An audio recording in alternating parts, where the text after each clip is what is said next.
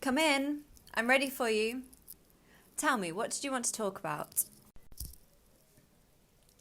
I wanted to talk to you about the patient 201, Mr. Jose. It was about 8:30, more or less, when I was going to put the poopy on Mr. Jose. Sonia came to tell me that there was a cardiac arrest, and since I knew that Lords had gone out to accompany a transfer, I left quickly.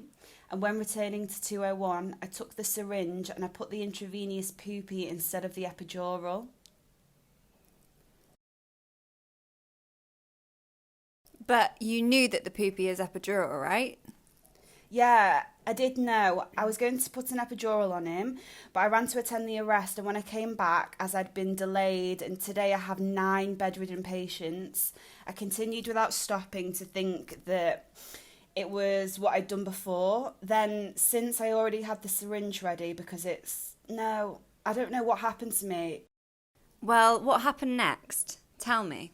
I realised right after putting it on, so I've been there for about 15 minutes taking blood pressure, pulse and respiratory rate, and everything's normal. So since I had an electrocardiograph outside the room, I went into the hall for a moment while I continued to observe Mr. Jose, and I did an electrocardiograph. Do you realise how important it is to stop and think and check again whenever there's an interruption? Yes.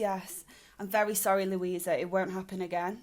Well, the important thing is that now the patient is fine. And what did you do after?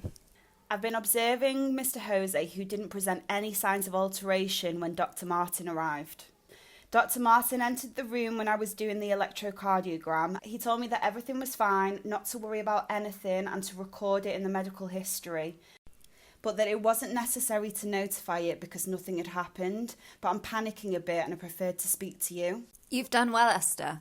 Reporting adverse events helps us all to learn and prevent these types of failures from happening again in the future. It's not about you. We can all make mistakes. It's about all of us learning from incidents. Thank you, Louisa. Is the patient aware of what's happened? Have you notified the family members? I've tried to not give importance to what I was doing so that it would be calm, and I talked with Dr. Martin outside the room, and I've not told the family yet. His daughter is having breakfast at the moment, and then she will go and she won't return till the evening. Have you ever made a notification? No. Do you have time now? If you want, we can fill it out together. Yes, Sonia and Lords are eating now, and they know that I'm here talking to you. When the daughter arrives later, we can explain it to her and to the patient, okay? Have you ever done it before? No. If you want, I can go with you. Yes, thank you. It would be great if you accompanied me. It's been a very negative experience, and I hope it never happens again. We do hope that we all learn from the experience and take steps so that it doesn't happen again in the future. Do you want a glass of water? Yes, thank you.